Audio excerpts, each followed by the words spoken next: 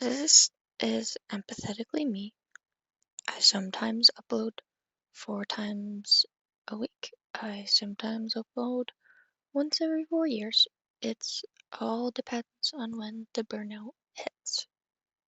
I have been having very weird dreams lately, and I think the majority of it has been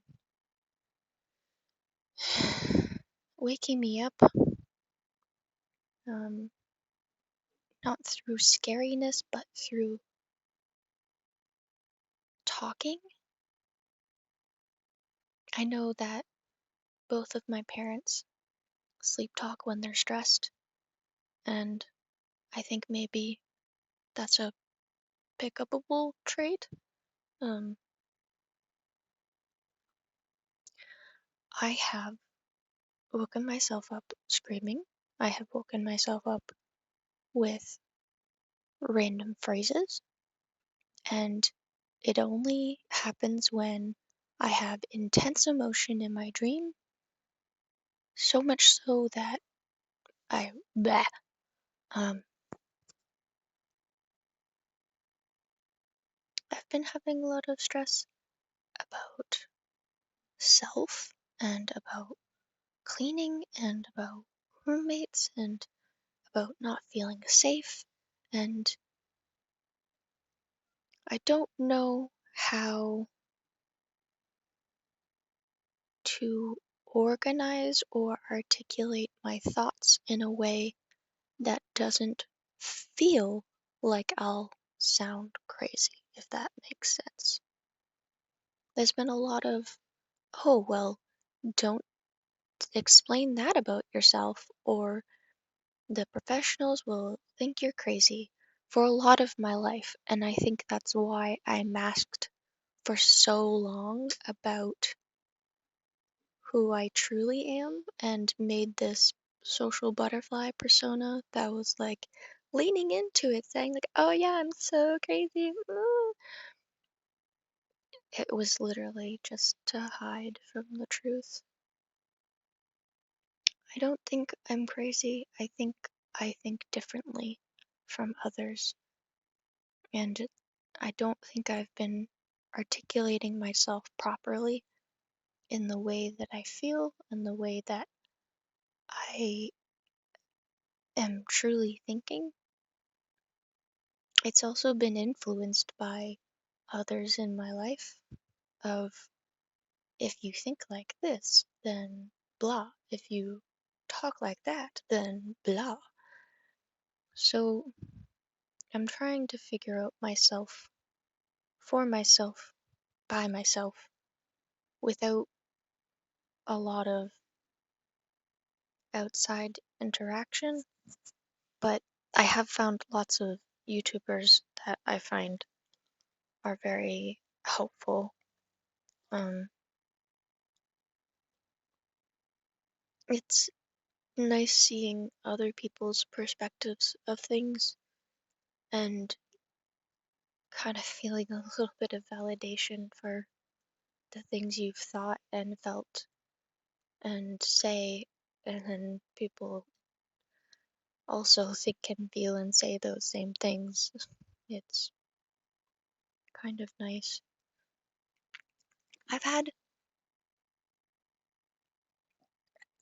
excuse me, I've had another realization that no matter how much I learn about myself, no matter how much that I'm putting the work in, there's still going to be mistakes, and I have to be less hard on myself for making those mistakes.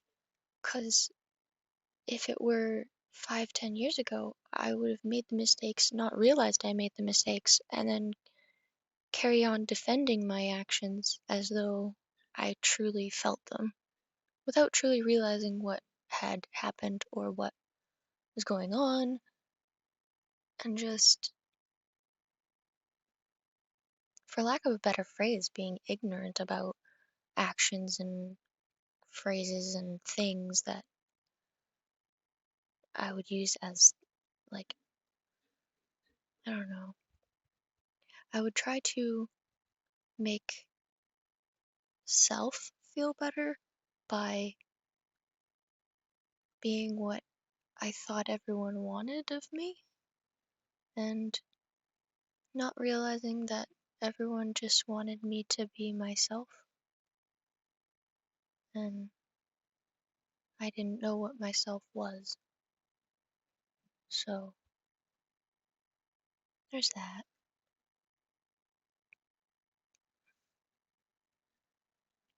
I have a really important meeting today, and I did a lot yesterday, but half of the things that I was supposed to do yesterday I didn't get done because I felt like chickening out, which I shouldn't allow myself to do, especially as often as I do it. I give myself more leniency on the hard days than I guess I should. But I have it in my head that if I do a couple of things that are really hard, then I'm allowed to have mope time. But I don't know. I've been praised on it for my ability to separate, but sometimes I can't separate, and I feel ashamed to admit of those times. So the people that are praising me on having these traits and abilities also are praising me on somewhat false understandings because I'm not even being honest with myself. Like the other day, I had a mope morning, and then I did a little bit of organizing, and then I moped a little bit more, and then I cleaned the kitchen, and then I moped a little bit more, and then I organized storage, and then I moped a little bit more, and then I organized all the grocery bags, and then I moped a little bit more. And like it was that continuous process of like do a thing, mope a bit, do a thing, mope a bit. But then like the next day I moped right all the way until well, yesterday I moped right all the way until my appointment. And then straight from that appointment, I went to pick up results and go and get more blood tests done. But because I picked up my results and there were so many people in the room, I like I chickened out and I just left. And right from there, I got on a taxi and I got home. And from there, I just made food, read my book. Well, I didn't even start reading my book until, okay, well, I came home, I ate some food, I took all of my outside clothes off, and just I put on my onesie again, which I've been wearing this onesie for like 3 days. It is the most uncomfortable, comfortable thing that I have at the moment, and it brings me so much joy to just look down and see how ridiculous it is. It makes me so happy with so much joy. But I don't know. And then last night, I literally could not put my book down. I also did not want to put my book down. And as soon as I felt like my eyelids starting to do the heavy thing, instantly just put my book down and I fell asleep like this, holding my book in my chest and didn't wake up until abruptly scared awoken at like 3:40 in the morning to like come to bed. But like I think I would have literally had the most restful sleep. I had terrible nightmares, but I didn't move in my sleep. I just laid there, and my book was still in the same position, so is that not a good thing? Should I not have just stayed asleep?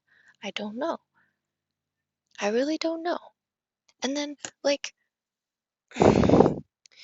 then that caused an argument, and I had to come back to the couch, and I had the weirdest dreams. Like, okay, like a dream like you're in the same spot, Like you're in the same place, same spot, and like ever so slowly, little bits of things start to change. So little and minute that you don't realize that things are changing until you look at the beginning and the end of the dream and you're like, wait, I'm in an entirely different place. There's fictional characters around me. There's things going on that would never have happened. Like, ugh. And the sleep talking. I wake myself up over and over and over again, sleep talking. And it's like I'm not fully waking up. I'm like somewhat waking up. And then I'm boom, back in the dream. But another little thing has changed. And I don't notice what that little thing is until after I'm out of the dream completely and I look back. And like, I don't know. I should have noticed when Tony the tiger was sitting there petting two random cats. I should have noticed, but that was in the background of the dream and I didn't notice until after I had woken up being like, wait a minute, what the fuck is happening? Pardon, what the heck is happening? Like, what on earth is happening? Is it even on Earth? Is it in some parallel dimension that your brain makes up? Is that what dreams are? Who knows? Are you transporting to another realm where things are actually happening, but the reality is that you're not supposed to be there and that's why you wake up? Who knows? Now we're going on a philosophical thought about dreams and what they actually are.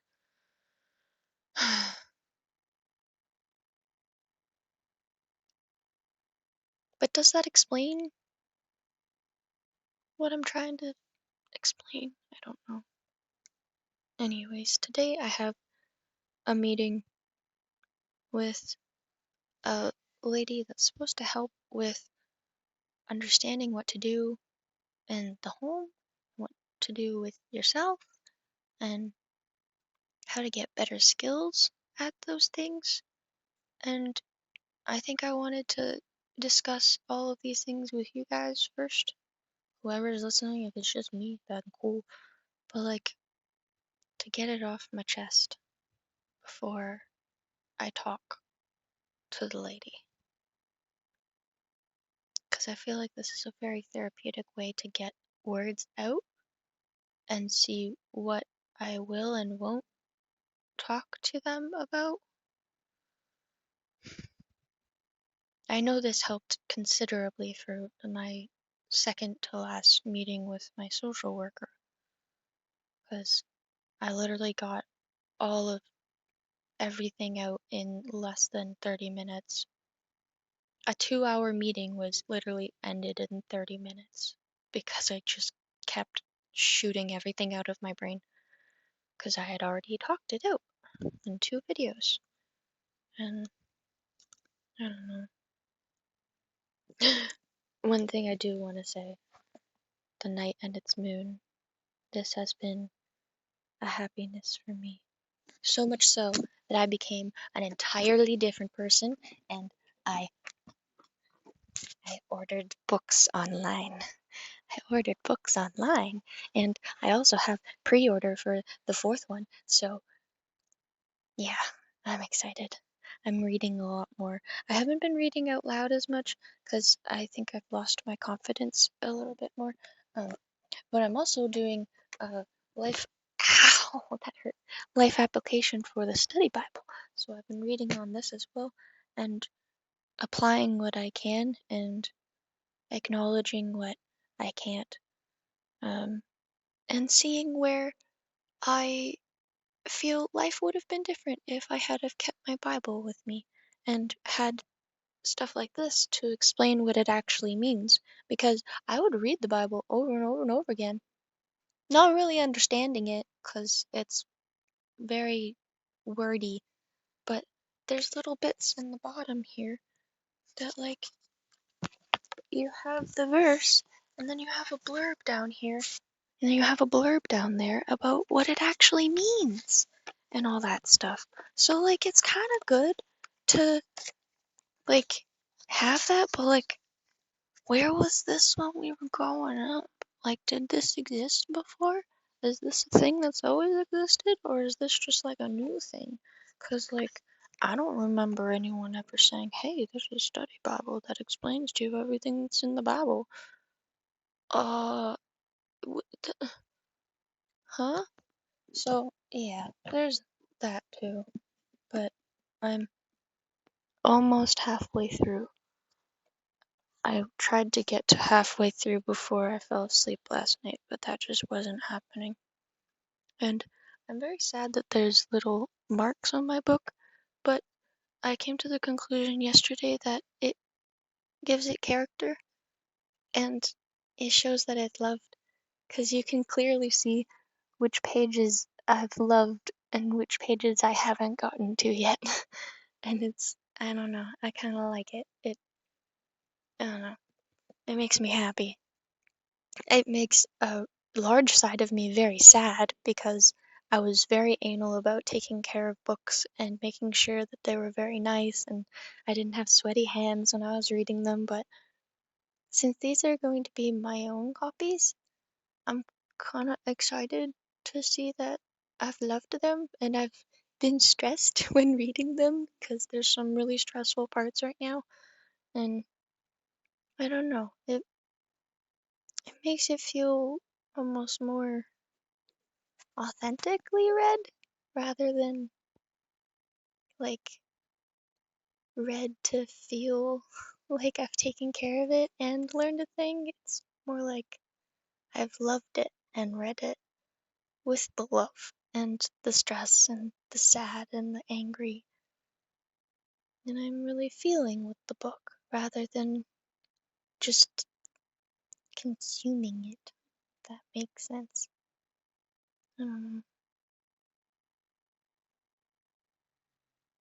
There's a few things that I'm excited for, and I don't think they're normal things to be excited for, but it's catching myself when I feel and say things I don't appreciate of myself. Like, even through texting and stuff. Um, I talked it over with my social worker on our last meeting, and I'm going to call myself out more when I either feel a thing, do a thing, say a thing, text a thing. Even if it's like a day or two later and I feel like it would be meaningless to do, I want to be able to talk through it and apologize for it and or correct with what I genuinely meant rather than the thing of feeling, oh, a phrase, a phrase. Um, Restraint of pen and tongue. Um, the crappy childhood fairy said that she heard that from someone, and it's very true. And I wish I had have learned this decades ago. No word of a lie. Because when you're upset, you say things you don't mean, and you parrot a lot of the things that have hurt you before, and you don't want to feel that feeling, so why would you then say or do those things to another person? It's literally counterproductive of what you actually feel and want to be, so why do it? Because you're upset. And because you're so upset that your brain goes into that spot of, well, what's the worst thing that's ever hurt me? I'll use that, you know? So it's not a good thing, but it's good to acknowledge and to recognize and to do what you can to not continue the cycle. There's a lot of that lately, of like seeing that it's making a circle and just cutting it. Because when you cut the circle, then you can take that end and put it to the right direction. And hopefully, whoever's on that same circle can then follow to the right direction rather than continuing in their own cycle again. It's a very bad analogy, but it makes sense to me. Like, instead of the. Mm, you cut it and it goes to the next thing that you know will actually work.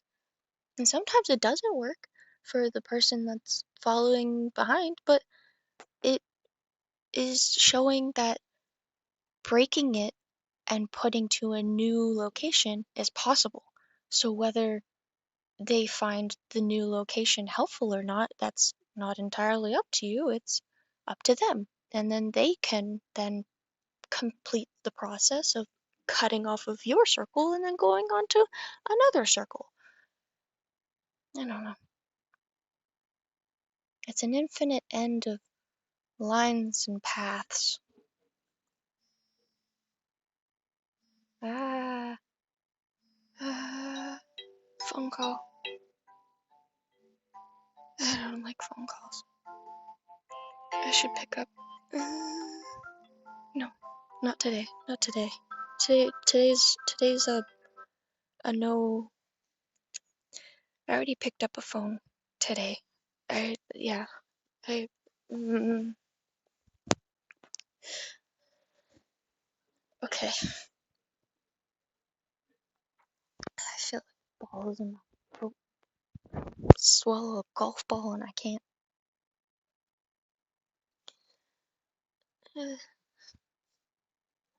I'm learning more and more that there's some things when I have a busy day that I can't do.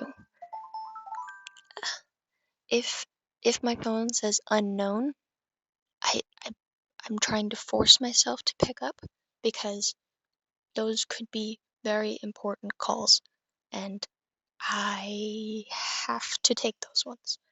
But they're the most stressful because you don't know who it is, and then when you hear your name being asked, it's like a sinking hammer in your gut, and you just feel like gross.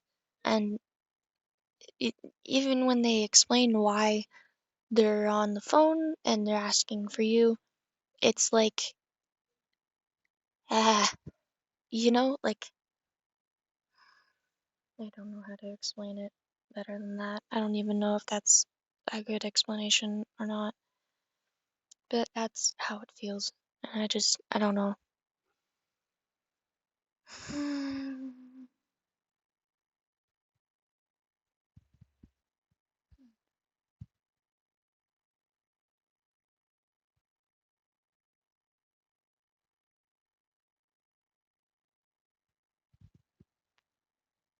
I feel like maybe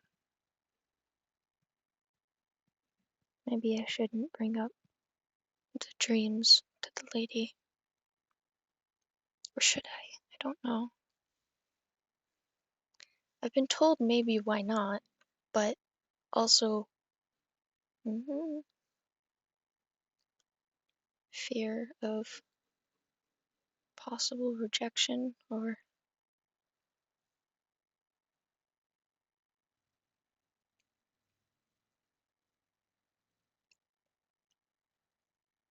I've been told to not overthink it.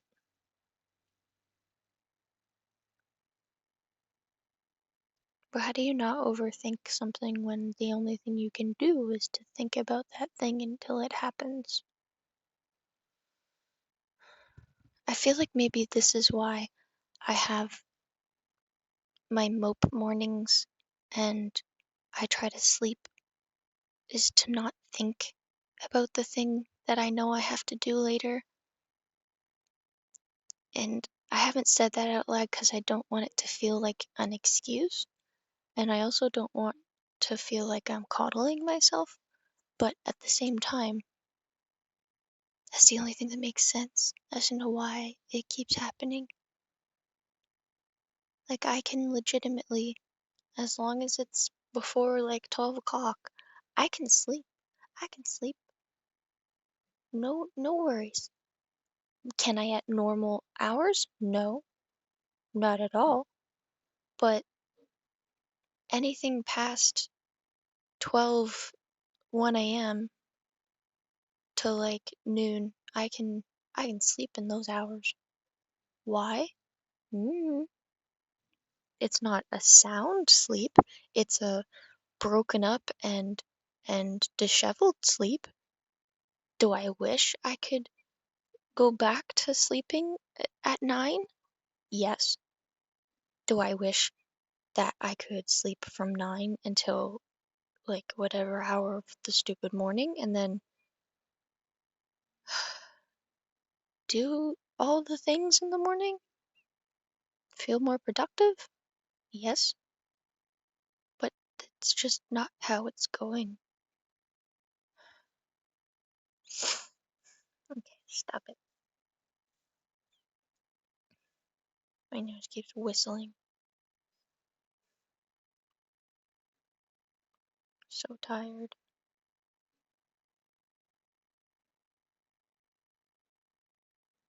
I think I have to blow my nose, but I don't like blowing my nose.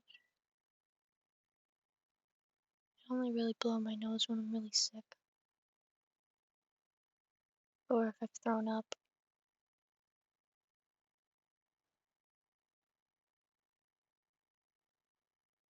Oh, I stopped whistling, so that's good. Anyways, I don't know how to elaborate on these feelings without feeling like I'll be wasting time or made to be a weirdo or some other thing. And I'm concerned.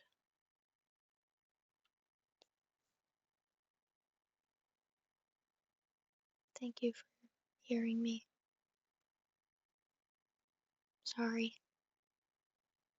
See you next time.